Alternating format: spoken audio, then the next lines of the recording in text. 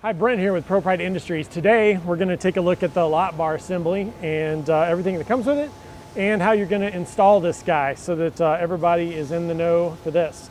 So let's get right into it. First thing, I wanted to go over the lot bar. This is what comes with it right here. You can check this out.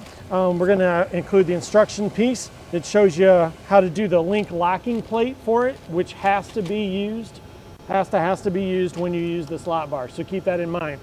It's easy to misplace, so make sure you keep these guys together, right? You're also, you're going to get the link locking plate here, which is going to have the bolts, and I'm going to show you exactly where this goes. It's super easy installation. So to go over that piece, the link locking plate, and then you have the lot bar itself, right?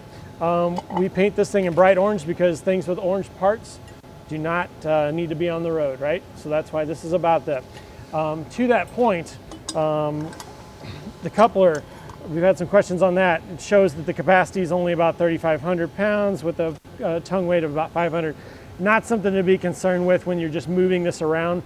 It should be less than 5 miles an hour, 5 miles an hour at the most when you're using this. So we're really not worried about the capacity of this guy. It's just literally moving this around. So I wanted to clear that up for everybody.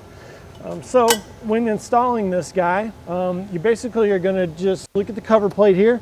There's two 3/4 inch bolts on this cover plate. So we're going to take those guys off. It's always good to have I've got a 3/4 inch open-ended wrench and then a 3/4 inch socket here.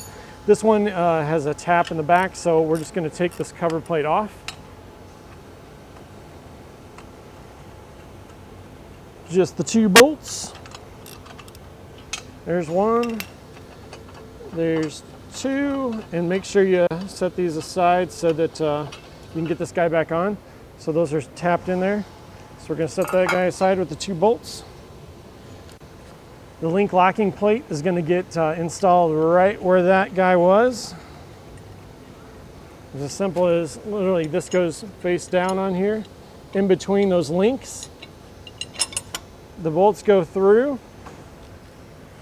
Nuts are going to attach to those. We'll flip that there so you can see.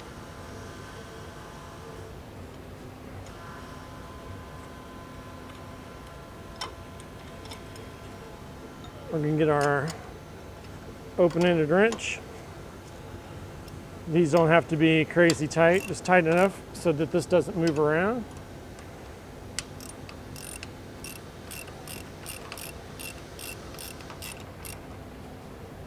So we're good there. That locks this guy from pivoting. If this is not installed, you're gonna have a double joint. We don't want a double joint. It's gonna mess things all up. You're gonna end up tearing something up, and it's not covered under our lifetime warranty, so do not do that. So next thing, I don't have a tow vehicle here. I'm just gonna do this by hand because I'm basically as powerful as a tow vehicle anyways. Just kidding. So anyway, we've got this lot bar right here. It's gonna go in just like you normally would. You can take note here too that my hitch bar, or sorry, my weight distribution bars are about 2 or 3 inches up from the base. I'll walk over there so you guys can see it real quick. It's about 2 or 3 inches up from the base. And if you do a step back and look at this, it's going to be parallel. The opening is more parallel to the ground, right? And that's what we talk about. You got to make sure that this opening is parallel. Think about these guys as wheelbarrow handles, right? The more you pull those up, the more this head's going to go down. The more you push them down, the more the head's going to go up. Some of you may actually experience this too, where these kick out on the sides, right? You lower them so far they kick out on the side. Just push them back in. Push them back in, it'll flatten that head right back out again, right? So we'll get back to this guy. Coupler goes in, just like you normally would. Latches in. You're going to just do your over center latches here, one on each side. If you need to adjust these guys, this one's going to work perfect, it looks like for me. It's going to kind of get that thud to go in. But if you need to adjust these, keep in mind each turn does quite a bit. So if you do it, don't do a full turn, only do a half turn to see. As you screw those in, it's going to come less out. See how loose that is?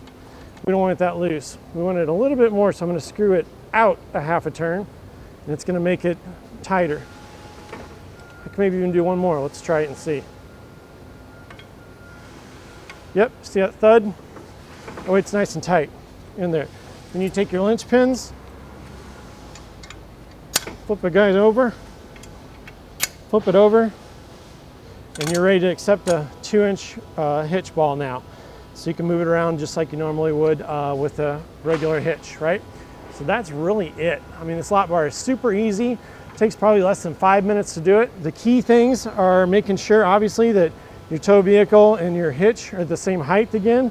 I always tell people that you can measure from the middle of that opening to the ground, match that with the hitch bar coming in. Make sure that you can raise or lower to match that. Install your link locking plate in here. It's got to be on when this lot bar's on. Lower your jacks to about 2 or 3 inches so that the pitch of this is correct. Man, it's as easy as that. So that's about it today, or for today at least, from the lot bar. And we will see you next time.